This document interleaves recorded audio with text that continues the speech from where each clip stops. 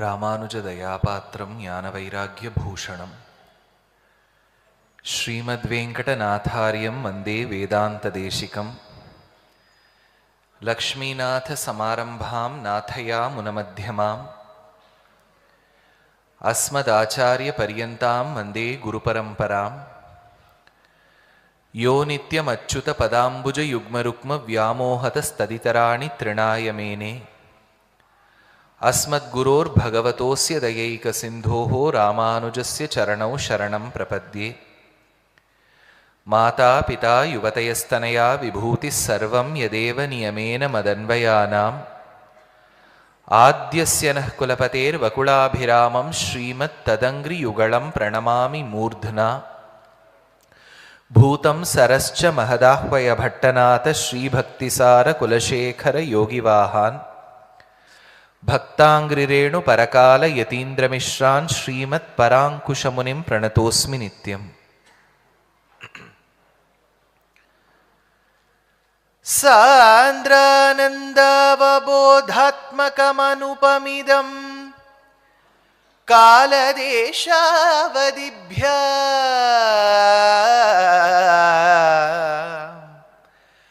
निर्मुक्तं नित्यमुक्तं निगमशतसहस्रेण निर्भास्यमानम् अस्पष्टं दृष्टमात्रे पुनः उरुपुरुषार्थात्मकं ब्रह्मतत्त्वं तत्तावत् भाति साक्षात् गुरुपवनपुरे। हन्तभाग्यं जनानाम् अग्रे पश्यामि तेजो निबिडतरकला यावळी लोभनीयं पीयूषप्लावितोऽहं तदनु तदुतरे दिव्यकैशोरवेशं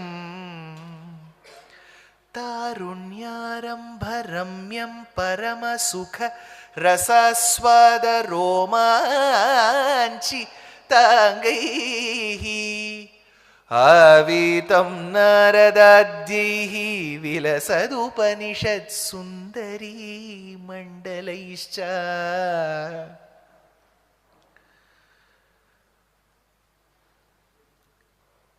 योगीन्द्राणां त्वदङ्गेष्वधिकसुमधुरं मुक्तिभाजां निवासो भक्तानां कामवर्षद्युतरुकिसलयं नाथ ते पादमूलं नित्यं चित्तस्थितं मे पवनपुरपते कृष्णा।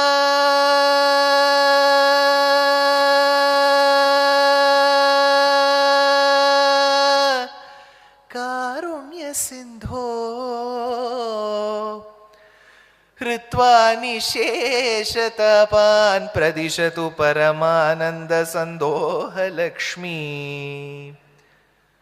अज्ञात्वा ते महत्त्वं यदिह निगदितं विश्वनाथ क्षमेथाः। स्तोत्रं चैतत्सहस्रोत्तरमधिकतरं त्वत्प्रसादाय भूयात्। द्वेधा नारायणीयं श्रुतिषु च जनुषस्तुत्यता वर्णनेन स्फीतं लीलावतारैरिहमिह कुरुताम् आयुरारोग्यसौख्यम् आयुरारोग्यसौख्यम्। जानकीकान्तस्मरणं गोपिकाजीवनस्मरणं ஸ்ரீயப்பதியான பகவானுடைய பரமானுகிரக விசேஷத்தினால் நல்ல வித்யை வாரி வழங்கக்கூடிய ஒரு பள்ளித்திடத்தில் இவ்வளவு நாள் உபன்யாசங்கள் நடந்திருக்கு. இந்த பள்ளியில் படிக்கக்கூடிய மாணவர்கள் மாணவியர்கள் எப்படி இருப்பாங்கிறதுக்கு ஒரு பெண்ணே ஒரு உதாரணம். ஒரு பானை சோறுக்கு ஒரு சோறு பதமாமா போலே இப்பேற்பட்ட ஒரு நல்ல ஒரு வித்தையை வாழி வழங்கக்கூடிய இந்த விடத்தில் கம்பரிடத்தில் மிகுதியாக பக்தி கொண்டு ராமனிடத்தில் அத்துணை பக்தி பூண்டிருந்த கம்பவாரிநிதி சுவாமி ஸ்ரீ மகாபாரதத்தை உபன்யசித்தார். நேற்றைய நாள் இன்றைய நாள் என்கின்ற கணக்கிலே நேற்றைய நாள் தமிழை சுவைத்து அனுபவித்து தமிழுக்காகவே கண்ணனுக்காகவே தன்னுடைய அத்துணை கைங்கரியங்களையும் சமர்ப்பித்த ஆண்டாள் நாச்சியாருடைய வைபவத்தை பார்த்தோம். அந்த ஆண்டாள் அனுபவித்த காதலன் மணாளன் நாயகன் கண்ணன். அந்த கண்ணன் பிறந்து வளர்ந்து வாழ்ந்திருந்தது உத்தரப்பிரதேசம், ஹரியானா, குஜராத் பக்கம் இருந்தாலும் ஒவ்வொரு மாநிலத்திலும் அந்த கண்ணனை ஒவ்வொரு விதத்தில் கொண்டாடுவது வழக்கம். நம் தமிழகத்தில் எத்துணை பெரிய புஷ்கரிணி, அது ஒரு சமுத்திரம் என்றே பெயர். அங்கு ராஜகோபாலன் என்கின்ற பெயரோடு பெருமாள் மன்னார்குடியில் ஆயராய் இருக்கின்றார். தமிழகத்துல கிருஷ்ணர் தட்சிண துவாரகான்னு பேரு, சம்பகாரண்யம், அங்க பெருமாள் ராஜகோபாலனா இருக்கார். ஆந்திர மாநிலத்துல பெருமாள் திருவேங்கடமுடையானா இருக்கார். நீங்க நினைப்பேள் கிருஷ்ணருக்கும் இவருக்கும் என்ன சம்பந்தம்னு. வெங்கடாச்சல மகாத்மியத்துல பெருமாள் தாயார தேடின் வரும்போது வகுளமாலிகாவை பார்க்கிறார். வகுளமாலிகா யசோதையின் மறுபிறப்பு, கண்ணனேதான் ஸ்ரீனிவாசன். தேசிகன் எடுக்கிறார், கண்ணன் அடியினை எமக்கு காட்டும் வெறுப்பு. அப்பேற்பட்ட ஒரு உயர்ந்த திவ்யதேசம் திருவேங்கடம். அங்கேயும் கிருஷ்ணரா தான் இருக்கார் பெருமாள். கொஞ்சம் அப்படியே புயல் வரக்கூடிய இடமா போகலாம், ஒடிசா. ஏன்னா புயல்னா அந்த ஊருக்கு தான் வரும். ஒடிசால புரிங்கிற க்ஷேத்திரம், புருஷோத்தம க்ஷேத்திரத்துல பெருமாள் ஜெகநாதனாக இருக்கின்றார். கொஞ்சம் பக்கத்துல வாங்கோ, மகாராஷ்டிரத்துக்கு வந்தேன்னா பண்டர்பூர்ல விட்டலனா இருக்கார். கொஞ்சம் கீழே இறங்குங்கோ, கர்நாடக மாநிலத்துல உடுப்பியில கிருஷ்ணரா இருக்கார். அதை விட அப்படியே அரபிக்கடலோரம் ஒரு அழகை கண்டேனேங்கிற மாதிரி போனேன்னா இருக்கக்கூடிய க்ஷேத்திரம் குருவாயூர்ல அழகனாக இருக்கின்றார். அரபிக்கடலோரமா தான் இருக்கார். அதனால ரெஹமான் அவரை தான் பாடியிருக்கார். இவர் தானே அழகன், வேற யார் அழகன்? அதனால இப்பேற்பட்ட க்ஷேத்திரம், கண்ணனுக்கென்னு உகந்த க்ஷேத்திரம் ஒவ்வொரு மாநிலத்திலையும் இருக்கு. ஏதோ நான் 6 சொல்லியிருக்கேன்னு வச்சுக்காதீங்க. குஜராத், மத்திய பிரதேஷ், எல்லா இடத்துலையும் கிருஷ்ணானுபவம் அவ்வளவு ஓங்கி இருந்த காலம், ஓங்கி இருக்கக்கூடிய காலம். ஒவ்வொரு க்ஷேத்திரத்துக்கு ஒரு ஒரு பெருமை. ஆயினும் ஸ்ரீ குருவாயூருக்கு ஒரு தனி ஏற்றம். அந்த குருவாயூருக்கு என்ன பெருமை? பெருமாள் அங்க எங்கனே வந்தார், ரோக நிவாரணம்னு பட்டத்திரியில் எழுதினாரே.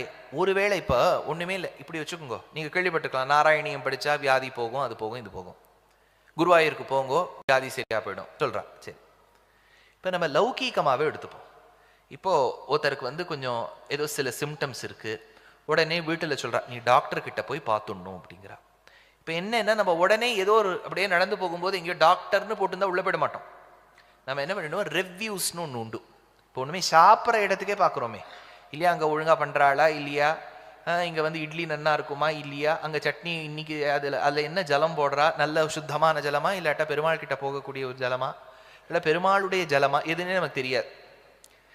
அதனால எல்லாத்துக்கும் ரிவ்யூ பார்க்குற மாதிரி டாக்டருக்கும் பார்ப்போம். இந்த டாக்டர் கைராசியான டாக்டரா, நான் 10 கேள்வி கேட்டால் 10க்கும் பதில் சொல்லுவரா, எவ்வளவு பார்க்கணும். இப்போ practo.com போனேன்னா ரிவ்யூ இருக்கு. அந்த ரிவ்யூல 5க்கு இவர் 4.8 வாங்கியிருக்கார், 4.9 வாங்கியிருக்கார். நம்ம டாக்டரை தீர்மானிக்கிறோம், அப்புறம் அவர்கிட்ட போறோம் வரும்.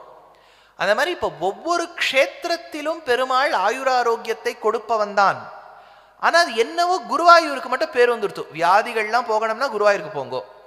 அது என்ன அந்த பெருமாள் அப்படி பண்ணிவிட்டார் அப்படிங்கிறது தான் இன்றைய தலைப்பு. இதுல 2-3 விஷயங்களா பார்த்து சில ஸ்லோகங்கள் நாராயணியத்திலேருந்து அனுபவிக்கலாம்.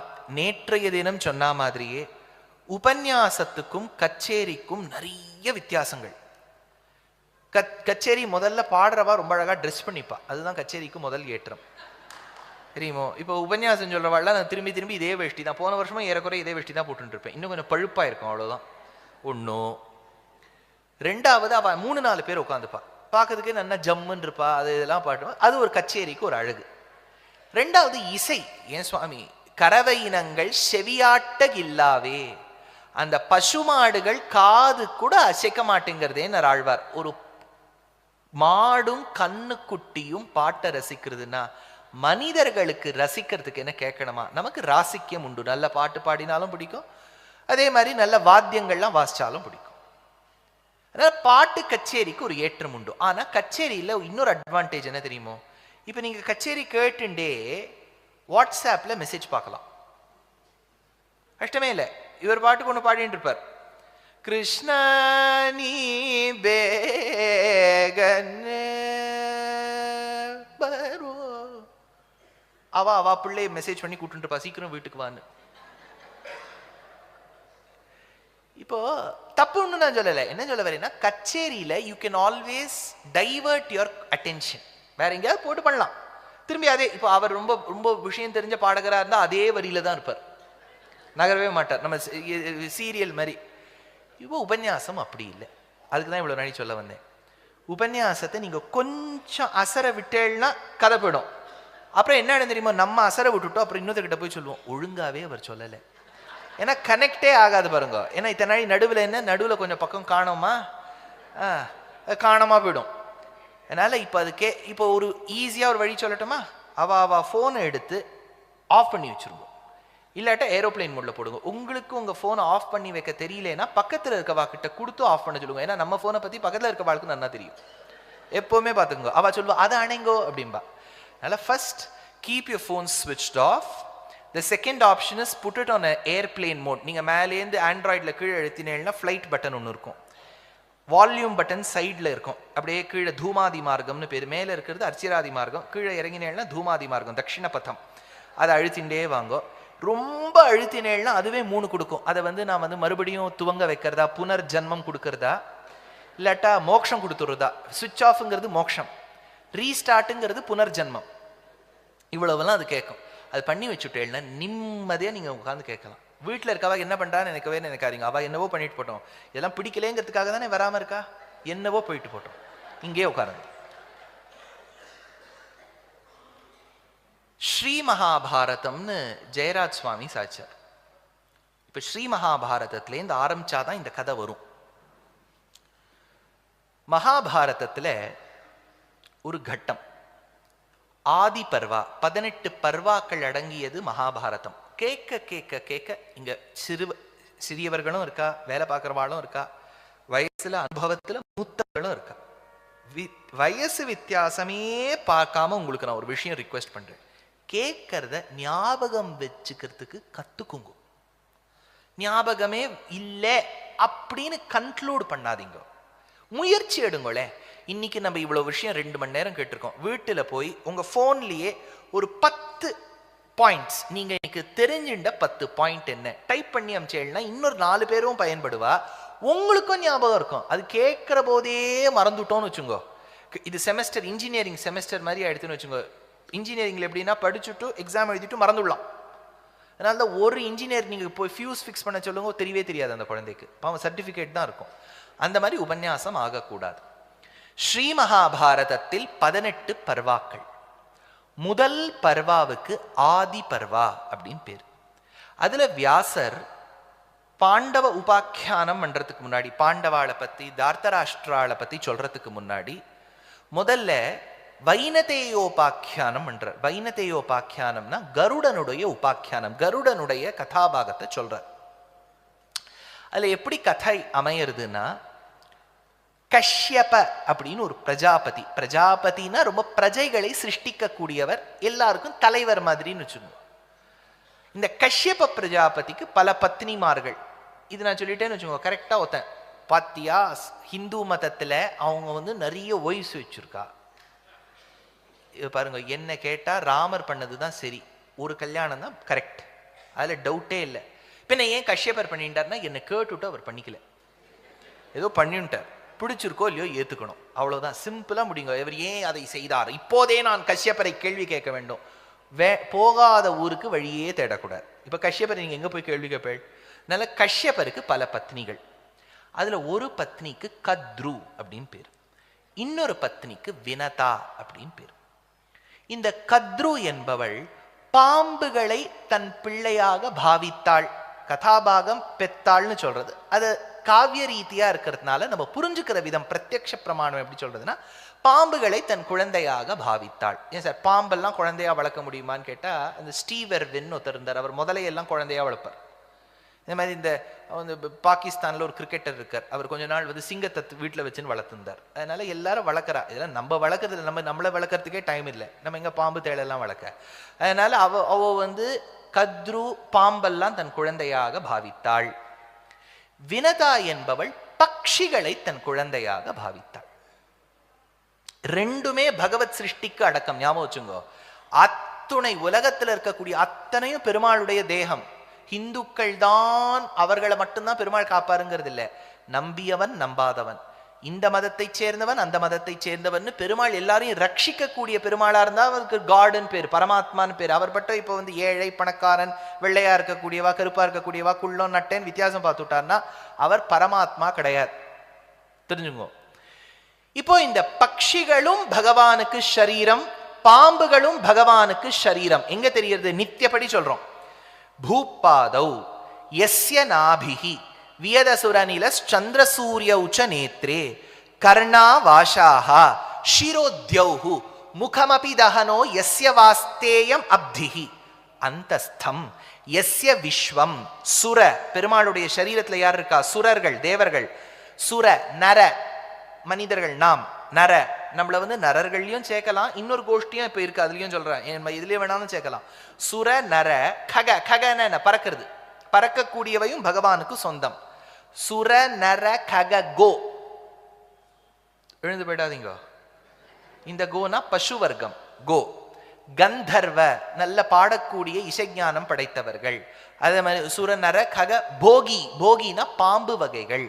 தைத்தியைஹி தைத்தியர்கள், அசுரர்கள். அதுல தான் சொன்னேன், நம்மள நரஜாத்திலையும் சேர்க்கலாம் அசுர ஜாத்தியிலையும் சேர்க்கலாம். ஒருத்தர் பாட்டு எழுதி வச்சிருக்காரு, எங்கள் ஆழ்வார்பேட்ட ஆழ்வார்னு ஒருத்தர் இருக்கார் சென்னையில. கடவுள் பாதி மிருகம் பாதி கலந்து செய்த கலவை நான், அழகா எழுதி வச்சிருக்கார் அவர். புரியுற மாதிரியும் சில சமயம் பேசுவார். அதனால அதுல என்னன்னா, சுர நர கக கோ போகி கந்தர்வ தைத்தியைஹி. நமக்குள்ள அரக்கனும் இருக்கின்றார், தேவனும் இருக்கின்றார். அது ரெண்டும் இல்லாத போது மனிதனாக இருக்கின்றோம். சரி, இப்ப அத்தனையும் பகவான் சிருஷ்டிச்சிருக்கார். அந்த சிருஷ்டியில பறவை இனங்களை தன் குழந்தைகளாக பாவித்தவள் வினதா. போகி வர்க்கம்னு சொல்லக்கூடிய பாம்பு வகைகளை தன் குழந்தையாக பாவித்தவள் கத்ரு. இந்த கத்ரு வினதா ஓன் சிஸ்டர்ஸ். அவ கஷ்யப்பரை கல்யாணம் பண்ணிட்டு இருக்கா. வீட்டில் இருந்தபடி, ஆசிரமத்தில் இருந்தபடி நித்தியபடி ஏதேனும் கைங்கரியம் செய்ய வேண்டும். நிறைய வஸ்திரங்களை எல்லாம் துவைத்தெடுத்து கொண்டு வர வேண்டும். கத்ருவும் வினதாவும் கையை பிடித்து கொண்டு ஜோடியா அந்த குளத்தாங்கரைக்கு போவா. ஒரு நாள் போகும்போது ஒரு குதிரை ஓடின்னு இருக்கு. இந்த வினதா கத்ருக்கு ரொம்ப நாள் துணி தோச்சு தோச்சு தோச்சு தோச்சு போர் அடிச்சுடுத்து. அவளுக்கு யாராவது தோச்சு பிழிஞ்சு காய வச்சு மடிச்சு அயன் பண்ணி கொடுத்தா நன்னா இருக்குமோன்னு தோணிடுது. யாரை தேடின்னு போவோம்? பேண்ட் பாக்ஸ், அயன் பாக்ஸ் எல்லாம் தேடின்னு போக முடியாது. அதனால என்ன பண்ணிட்டா, பக்கத்துல வினதையே துவைக்க வச்சுட்டா என்ன. ஆனா இவ எப்படி துவைப்போம்? ரெண்டு பேரும் சஜாத்திய வஸ்து, ரெண்டு பேரும் கோவைஃப், இல்ல ஒசத்தி தாழ்த்திலாம் கிடையாது. ரெண்டு பேருமே கூட்டுண்டு கஷ்யப்பர் போறதா இருந்தா பேஜ் 3க்கு ரெண்டு பேரையும் கூட்டுன்னு போகணும். அதனால இவ ஒத்தரை மட்டும் விட முடியாது. எப்படி ஆக்குறது அப்படின்னா, ஒருவள் மற்றொருவளை தன் தாசியாக பாவித்தால் தான் இந்த காரியம் நடக்கும். அப்படின்னா கத்ரு நினைச்ச விஷயம் எப்ப நடக்கும்னா, வினதாவை தனக்கு தாசியாக்கணும். தாசியாக்கணும்னா ஒரு போட்டியிட்டால் தான் தாசியாக்க முடியும். உடனே ஓடிக்கொண்டிருந்த குதிரையை பார்த்து சொன்னாள் கத்ரு, பா என்னம்மா வெள்ளவெளேன்னு குதிரை ஓடுறது, ஆனா வால் மட்டும் கருப்பா இருக்கே. அப்படின்னு சொன்னான். நான் இப்போ வினதா இடத்துல இருந்தால் அது என்னவோ இருந்துட்டு போட்டால் நம்ம துணியை துவைக்கலாம்னு சொல்லியிருப்பேன். வினதா என்ன பண்ணிட்டா, ரொம்ப ஆனஸ்டாக அவள் கையும் காமிச்சு இண்டிகேட்டரும் போடுவோம். அவ்வளோ ரூல்ஸ் ஃபாலோ பண்ணுறதுனால அவள் என்ன பண்ணிட்டா, இது வெள்ளை குதிரை வெள்ளை வால் கருப்பு வால் கிடையாதுன்னா. உடனே கதிர் சொன்னா, nothing like that, my eyes are perfect, it is only black tail அப்படின்னா. No no, it is white டெயில்னா. சரி, நாளைக்கு இந்த குதிரை இந்த பக்கமாக வரும், வந்துதானே பார்ப்போம். நீ சொன்னது சரினா நான் உனக்கு தாசி, நான் சொன்னது சரினா நீ எனக்கு தாசி அப்படின்னு ஒரு போட்டி. அன்று இரவு குகைக்குள்ளே சென்றாள் கத்ரு.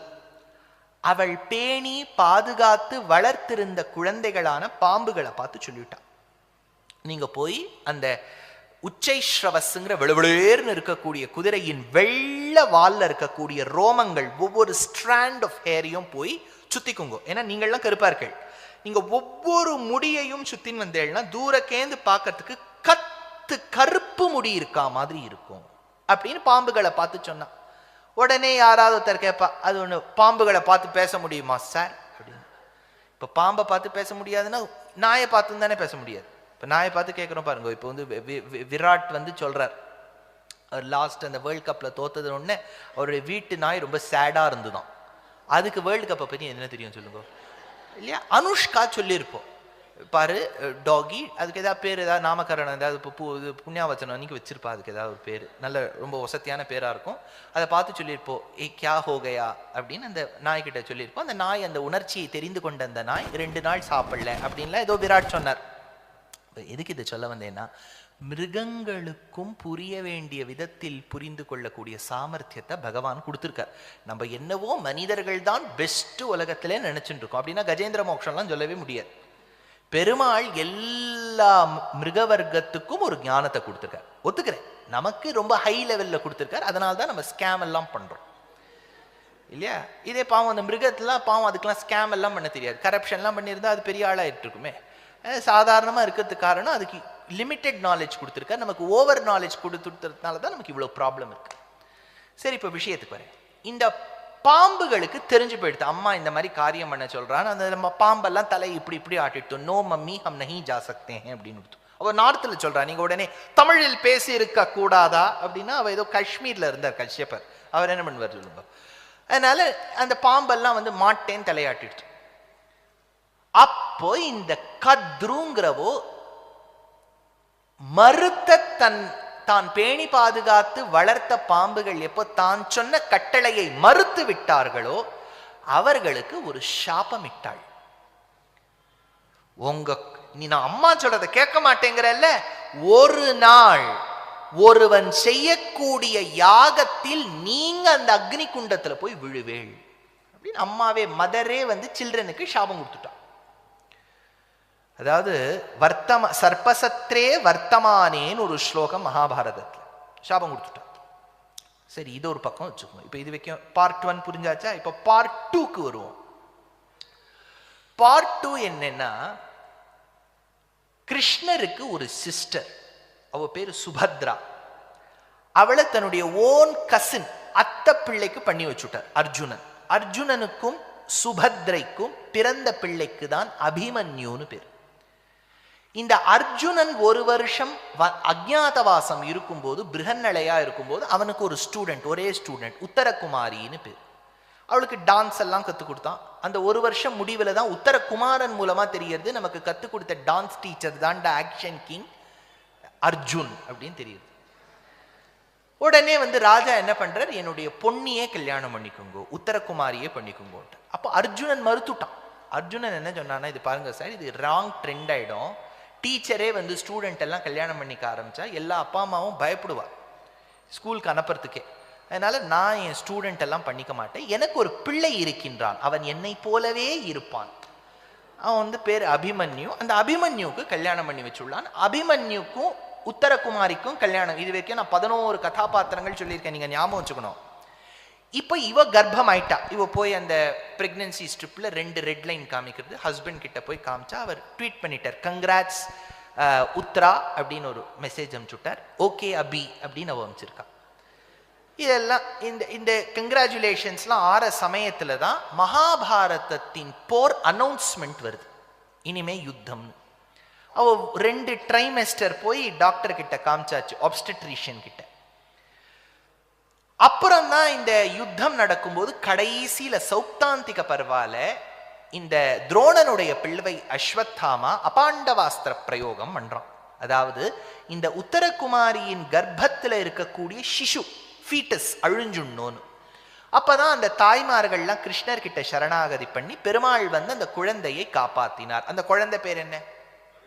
பரீட்சித். என்ன சார், நாங்கள்லாம் வேலுக்குடி சுவாமியில எவ்வளவு வருஷமா கேட்டு இருக்கோம், எங்க கிட்டே நீங்க இந்த மாதிரி கேள்வியில சிம்பிளா ஜுஜுபிலாம் கேள்வி கேட்கறீங்களே. சரி, இப்ப இந்த பரீட்சித்து பிறந்தான். பரீட்சித்து பிறந்து வளர்ந்து வாழ்ந்து இருக்கும்போது ஒரு நாள் வேட்டையாட சென்றான். இதெல்லாம் உங்களுக்கு தெரியும் இல்லையா? வேட்டையாட போகும்போது என்ன எடுத்து, அவருக்கு ஒரே தாகம்.